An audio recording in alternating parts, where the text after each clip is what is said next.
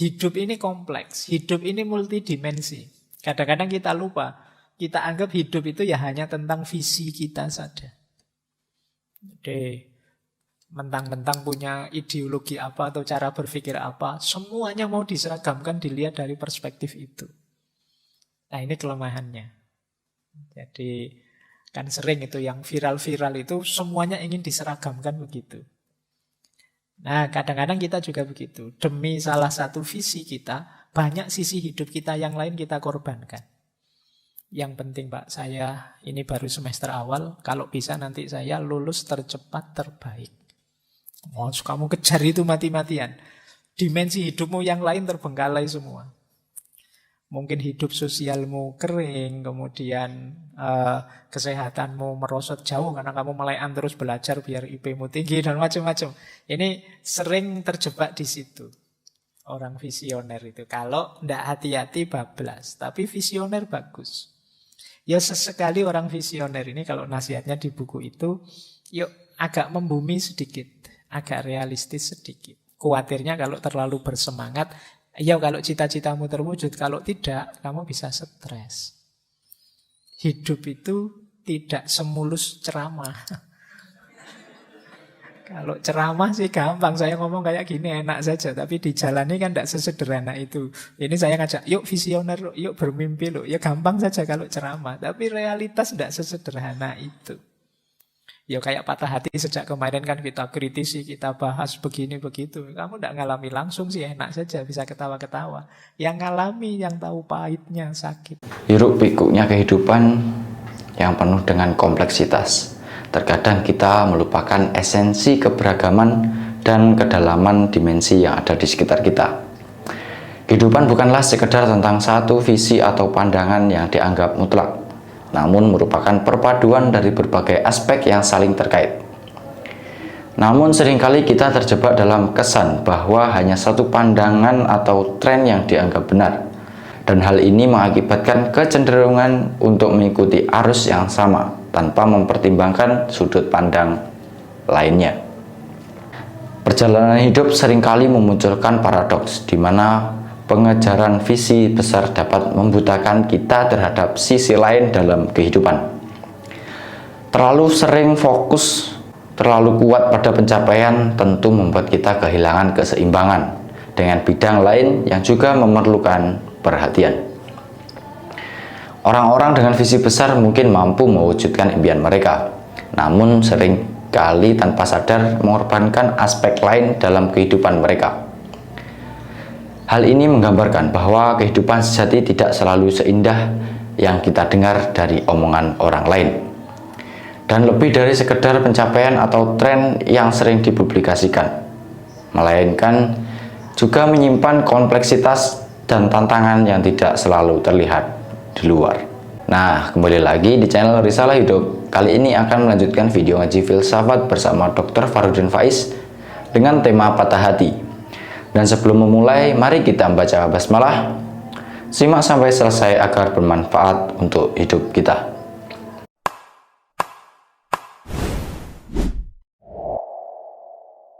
Saya awali dari sini ya. Saya tidak sengaja tadi membaca bukunya Catherine Rando tentang 7 tipe kepribadian.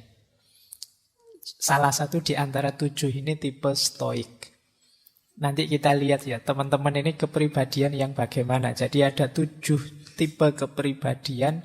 Yang pertama idealis, yang kedua realis, yang ketiga pragmatis, yang keempat visioner, yang kelima dissenter, yang keenam kuesioner, dan yang ketujuh stoik. Jadi ada 7 tipe. Sebenarnya banyak teori-teori semacam ini, tapi coba kita lihat yang versi ini ya. Nanti untuk bahan introspeksi kita, aku itu orang yang seperti apa? Yang nomor 1 orang idealis. Idealis itu orang yang punya keyakinan bahwa ada sesuatu yang harus dan pasti terjadi. Ini orang idealis. Hidupnya harus begini, harus begitu, itu orang idealis. Nah, orang seperti ini itu bagus, tapi kadang-kadang dia jadi rentan. Ketika cocok dengan idealismenya, itu dia terus mudah dipengaruhi. Dalam rangka mewujudkan idealismenya, itu dia jadi rentan. Kadang-kadang mudah tertipu, mudah dipengaruhi. Nah, ini yang sering dimanfaatkan oleh promosi-promosi dan lain sebagainya. Misalnya kalian punya idealisme, punya tubuh yang ideal, body goal misalnya. Hari ini kan banyak istilah-istilah seperti itu. Terus kamu diet lah, senam lah, dan lain sebagainya demi ini. Tidak salah, tapi kadang-kadang ada sampai tataran idealis, harus begitu, harus begini. Nah, ini kita rentan mudah dimanipulasi. Jadi mudah ditipu orang karena idealisme kita. Yang kedua, kadang-kadang para idealis ini mimpinya besar, agak jauh dari realitas. Namanya idealis, kata dasarnya ide, hidupnya diangan-angan. Nah, ini yang sering jadi masalah. Karena ya betapapun kita harus menghadapi kenyataan. Ada banyak di sekeliling kita orang-orang yang terjebak dalam idealismenya dan sulit menghadapi kenyataan hidup. Nah, kita orang seperti itu apa tidak? Ya monggo teman-teman refleksi sendiri ya. Untuk mengatasi agar tidak terlalu idealis, di buku itu disarankan coba lebih sering mempertanyakan diri. Lebih sering mengambil jarak, kemudian berefleksi, apa seharusnya aku begini? Apa seharusnya dalam hidup itu seperti ini? Nah, ini bagi orang-orang yang merasa idealis. Ya sopo ngerti nanti tiba-tiba temanmu mengkritik dirimu, wah kamu itu terlalu idealis. Nah, coba kamu refleksi ya. Aku disebut idealis itu kira-kira di titik mana? Mana dari ideku atau gagasanku yang tidak membumi? Ini tipe pertama. Biasanya mahasiswa-mahasiswa banyak yang tipenya idealis. Masih pikirannya melangit. Nah, itu cirinya idealis. Ya enggak apa-apa, memang semangat muda kan begitu. Ingin mengubah dunia. Baik, yang kedua, kebalikannya idealis. Kelompok realis.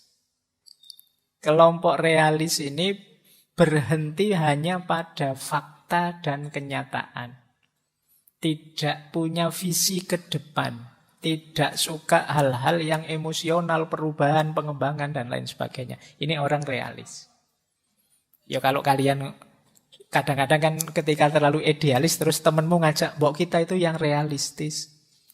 Nah, tapi kalau kebablasan realistis, kita jadi orang realis. Orang realis itu ya wis, pokoknya hidup ini lihat saja kenyataan apa adanya dan terima. Nah, orang realis ini kesulitannya, orang-orang semacam ini berhenti pada fakta, berhenti pada kenyataan. Dia tidak punya mimpi besar. Jadi hidupnya ya sudahlah, hidup mengalir sajalah, diikuti saja kenyataan hidup. Kalau kalian punya prinsip seperti ini, kemungkinan kamu termasuk kelompok realis. Diterima saja kenyataan kalau kita itu situasinya begini, kalau kita itu dari banyak sisi menyedihkan, mengenaskan. Nah, ini biasanya ciri-ciri cara berpikir seperti ini, cirinya orang realis. Kalau teman-teman punya gaya berpikir seperti ini, yo, ayo introspeksi ya. Bukan berarti hidup itu berarti kita tidak realistis, Pak. Yo yang realistis, tapi jangan berlebihan di situ. Kenyataan harus kita terima, tapi bukan berarti kita menyerah, tidak berjuang, tidak punya cita-cita, tidak punya visi ke depan lagi. Baik, itu kebalikannya idealis. Ini orang-orang realis. Kalau di buku itu disarankan coba sekali-sekali kita bertindak sesuai mimpi kita, keinginan kita. Sekali-sekali punyalah mimpi, sekali-sekali hidupkan intuisi kita untuk bermimpi. Nah, kadang-kadang kan orang itu bermimpi saja tidak berani. Kamu kan mungkin kadang-kadang pingin ini, pingin itu, tapi kamu tepis sendiri. Apa ya mungkin. Saya itu pingin kaya raya, Pak. Punya pasangan cakep, punya anak-anak yang hebat-hebat, rumahku tingkat sekian, terus wah kamu kadang-kadang, terus kamu potong sendiri, cuma mimpi. Dan kamu buang mimpi itu. Mimpi saja kamu tidak berani. Wong mimpi itu gratis. Kapan lagi kamu senang kalau tidak dalam mimpi? Ya paling tidak mimpi lah wong ya. Jangan sampai nanti ada larangan mimpi, kamu susah lagi nanti. Mumpung masih bisa bermimpi, ayo mimpilah. Mumpung bisa bahagia dalam mimpi, ya lumayan. Ada sisi bahagianya hidup kita meskipun dalam mimpi. Oke, banyak orang yang mimpi saja tidak berani. Kamu bermimpilah setinggi langit, tidak apa-apa. Tapi ketika menjalani hidup, ya pertimbangkan kenyataan juga. Biar tidak terjebak jadi orang realis atau orang idealis. Ada lagi yang ketiga, pragmatis. Kalau pragmatis ini definisinya orang yang bisa realis, bisa idealis, tergantung tujuannya. Ada yang mendefinisikan begini, kalau idealis itu menolak sisi praktis demi prinsip-prinsip. Kalau pragmatis itu menolak prinsip-prinsip demi yang praktis-praktis. Orang sering bilang orang pragmatis itu yang penting tujuannya. Jadi dia bisa saja sangat idealis, bisa saja sangat realistis, tergantung tujuannya apa. Ini pragmatis. Jadi sudahlah Pak, yang penting kan saya paham. Nah, sudahlah Pak, yang penting kan saya bisa kaya. Yang penting kan mimpiku terwujud. Ini namanya pragmatis. Fokus pada hasil. Entah lewat jalan apa. Ini pragmatis. Saya materi kuliah tidak terlalu paham sih Pak, tapi gampang lah nanti saya ke rumah dosennya bawa salak 55 kilo terus sama apa. Nanti kan dosennya mesti agak kasihan, masuk nggak dilulus. Nah ini gaya orang pragmatis kadang-kadang. Yang penting tujuannya terpenuhi. Ya coba kita sering tidak bergaya seperti ini. Mengambil strategi hidup seperti orang pragmatis. Kadang-kadang idealis juga orang pragmatis kalau memang tujuannya seputar itu. Jadi saya itu hidup itu ingin jadi orang yang bisa menghidupkan ide-ide besar saya Pak. Nah ini nanti ya dia kalau tujuannya itu ya secara pragmatis dia menuju ke sana. Sulitnya orang pragmatis itu dia mudah diombang-ambingkan situasi.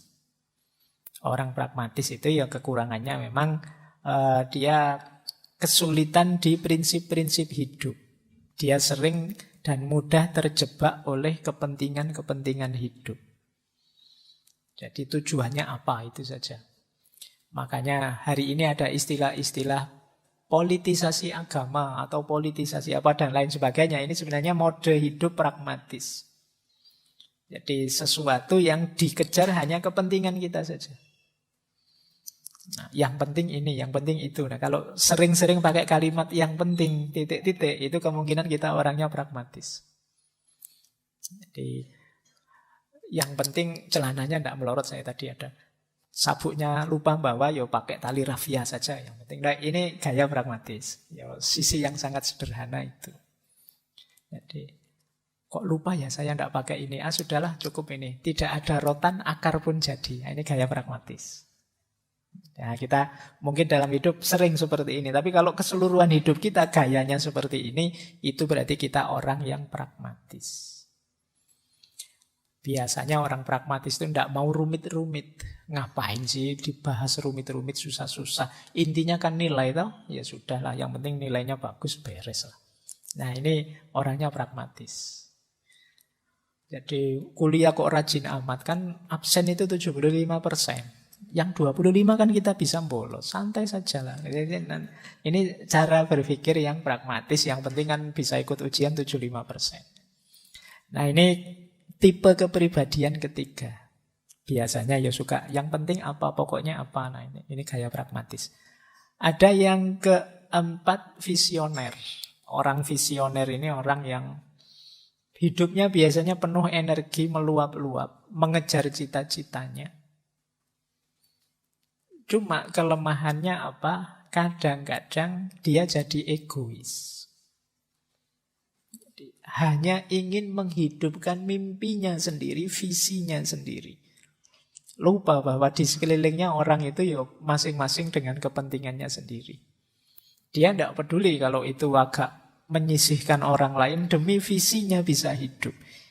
Visioner itu bagus. Orang selalu mencari sosok yang visioner, punya visi ke depan yang jelas. Tapi kalau tidak hati-hati, menghidupkan visi itu terjebak pada egoisme. Kalau terlalu fokus di situ. Hidup ini kompleks, hidup ini multidimensi. Kadang-kadang kita lupa, kita anggap hidup itu ya hanya tentang visi kita saja. Jadi, mentang-mentang punya ideologi apa atau cara berpikir apa, semuanya mau diseragamkan dilihat dari perspektif itu. Nah, ini kelemahannya. Jadi, kan sering itu yang viral-viral itu semuanya ingin diseragamkan begitu. Nah, kadang-kadang kita juga begitu. Demi salah satu visi kita, banyak sisi hidup kita yang lain kita korbankan. Yang penting Pak, saya ini baru semester awal, kalau bisa nanti saya lulus tercepat terbaik. Oh, kamu kejar itu mati-matian. Dimensi hidupmu yang lain terbengkalai semua. Mungkin hidup sosialmu kering, kemudian kesehatanmu merosot jauh karena kamu melekan terus belajar biar IP-mu tinggi dan macam-macam. Ini sering terjebak di situ. Orang visioner itu. Kalau tidak hati-hati bablas. Tapi visioner bagus. Ya sesekali orang visioner ini kalau nasihatnya di buku itu, yuk agak membumi sedikit. Agak realistis sedikit. Khawatirnya kalau terlalu bersemangat, ya kalau cita-citamu terwujud, kalau tidak, kamu bisa stres. Hidup itu tidak semulus ceramah. Kalau ceramah sih gampang, saya ngomong kayak gini enak saja, tapi dijalani kan tidak sesederhana itu. Ini saya ngajak, yuk visioner, yuk bermimpi loh. Ya gampang saja kalau ceramah, tapi realitas tidak sesederhana itu. Ya kayak patah hati sejak kemarin kan kita kritisi, kita bahas begini begitu. Kamu tidak ngalami langsung sih enak saja, bisa ketawa-ketawa. Yang ngalami, yang tahu pahitnya, sakitnya. Nah, ya agak membumi lah meskipun kita punya visi besar dalam hidup. Ada lagi tipe pemberontak, dissenter. Tipe pemberontak ini tipe yang berpikirnya agak negatif. Menganggap pokoknya manusia itu palsu. Masyarakat itu tidak jujur. Dia ingin keluar dari sistem. Dia ingin out of box. Ini tipe pemberontak. Bagus karena dia kritis, tapi juga harus hati-hati karena biasanya orang yang menyendiri itu dapat label negatif dari masyarakat. Berarti mentalnya harus kuat. Pemberontak itu ya harus siap di stigma macam-macam. Kadang-kadang juga dia kehilangan banyak kesenangan hidup. Yang lain asik-asik ngopi, sini yang jungkir balik protes lah, dilaporkan polisi lah dan lain sebagainya. Ini tipe dissenter memang seperti itu polanya. Ya kalau siap mental ya ayo monggo. Nah sarannya kalau di buku itu yuk, iya sih memang ada banyak hal tidak beres dalam hidup ini, tapi hidup ini tetap indah kok. Jangan murung terus, jangan marah terus. Tipe dissenternya tipe orang-orang yang marah. Tipe orang-orang yang tidak puas dengan yang terjadi di sekelilingnya. Ya sekali-sekali hidup itu ya jangan begitu terus. Ya mungkin pada saatnya di timing yang tepat kita marah, kita protes, kita komplain. Tapi di saat yang lain ya kita menikmati hidup lah. Nah itu sarannya untuk yang dissenter. Terus ada lagi tipe kuesioner. Ini para filosof banyak yang seperti ini. Tipe kuesioner itu tipe yang skeptik, selalu ragu, bertanya dan mempertanyakan. Apa-apa ingin dia tahu sampai dalam. Bagus. Khususnya untuk mahasiswa filsafat yang belajar filsafat, dalam banyak hal kita memang perlu kedalaman. Tapi yuk tidak harus semuanya diperdalam, nanti kamu capek, waktumu habis. Kalau kamu diskusi filsafat terus, ngopinya kapan? Santai-santaimu kapan? Tapi memang ada orang yang tipe kuesioner ini. Apa-apa ditanyakan. Diajak ngopi pun hakikatnya kopi itu apa kira-kira. Oh no. Jadi apa makna dari kebersamaan kita nongkrong di kafe ini? Misalnya, jadi apa-apa ingin dibahas dalam. Nah, di buku itu dijelaskan khawatirnya nanti kita melewatkan banyak hal. Kita tidak menikmati hidup. Jangan-jangan kamu asik diskusi filsafat, tidak sadar umurmu tambah.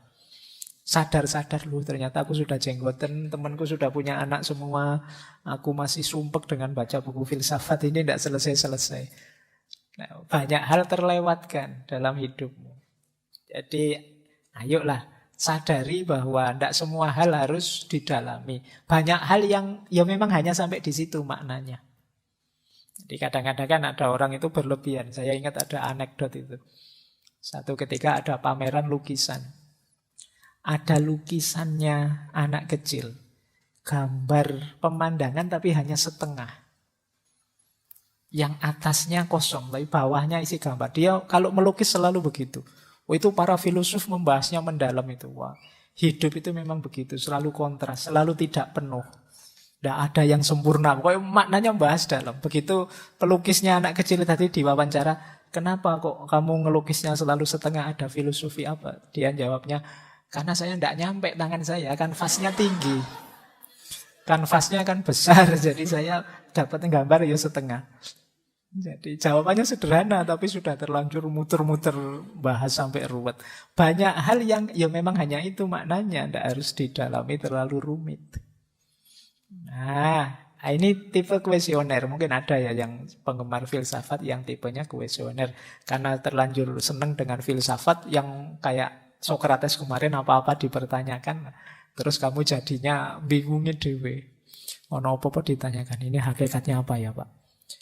Apa maknanya kira-kira mau ngaji kok hujan deras itu? Artinya apa?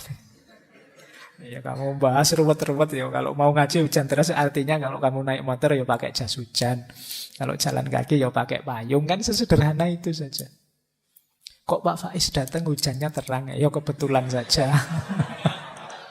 Ya kadang maknanya kan jadi aneh-aneh. Biasa saja. Tidak banyak hal yang harus sampai kamu teliti sedalam itu. Bahwa kritis analistis itu penting, tapi kan ya milih-milih, kamu harus ngerti prioritas. Mana yang memang penting harus dibahas mendalam, mana yang biarkan saja mengalir. Nah yang terakhir ini kalau orang stoik, ini yang kita bahas malam hari ini. Stoik itu terkenal tangguh secara mental.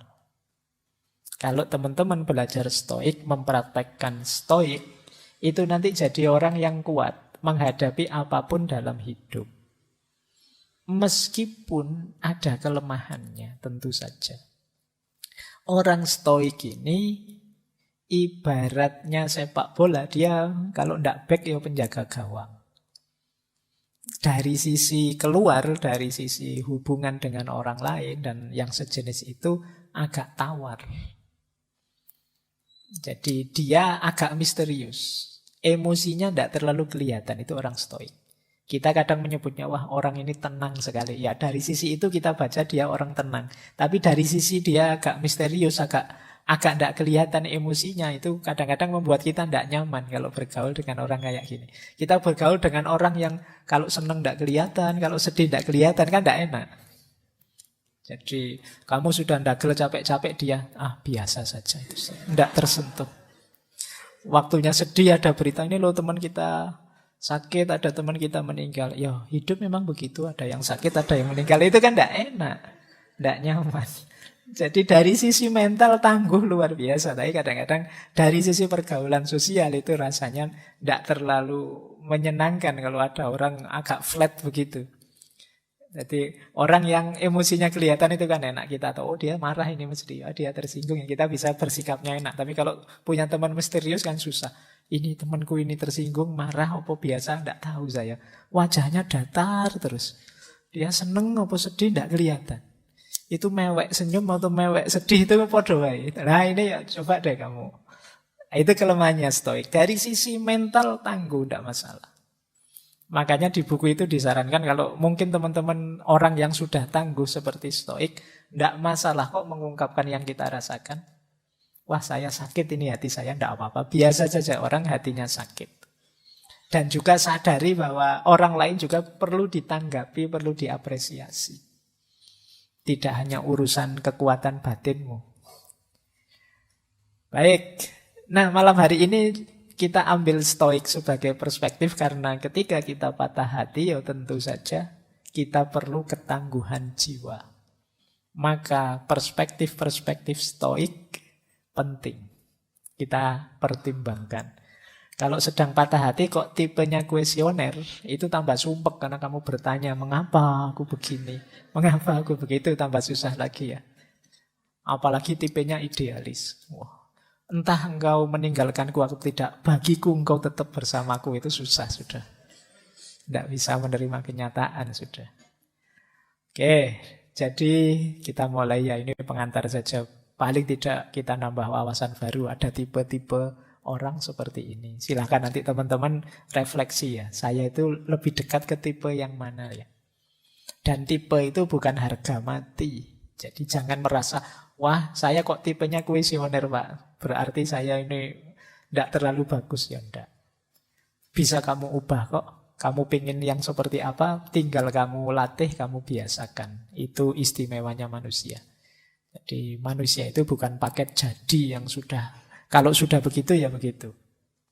Di manusia itu paket potensi. Kamu bisa jadi A, bisa jadi B, kamu bisa jadi orang baik, kamu juga bisa jadi orang jahat. Kamu pingin jujur bisa, pingin bohong juga bisa. Baik, kita mulai ya. Saya awali dari dasar-dasar tujuannya stoik yang sering dibahas orang. Sebelum nanti ke nasihatnya untuk yang patah hati. Bagi stoikisme, tujuan hidup itu ya kebahagiaan. Itu nulisnya salah. Harusnya kebahagiaan. Bukan kebahagiaan. Eudaimonia. Eudaimonia itu bahagia dalam bahasa Yunani. Yang artinya adalah kepuasan jiwa atau perkembangan jiwa, kemajuan jiwa. Nah, istilahnya eudaimonia karena berhubungan dengan daimon. Daimon itu sifat batin yang ilahiyah. Ini kalau disambungkan, berarti bahagia itu jiwa yang tambah maju, tambah berkembang, menghidupkan sisi-sisi ilahiyah dalam diri kita, sehingga kita puas. Sisi-sisi ilahiyah itu ya tentu saja kebenaran dan kebaikan.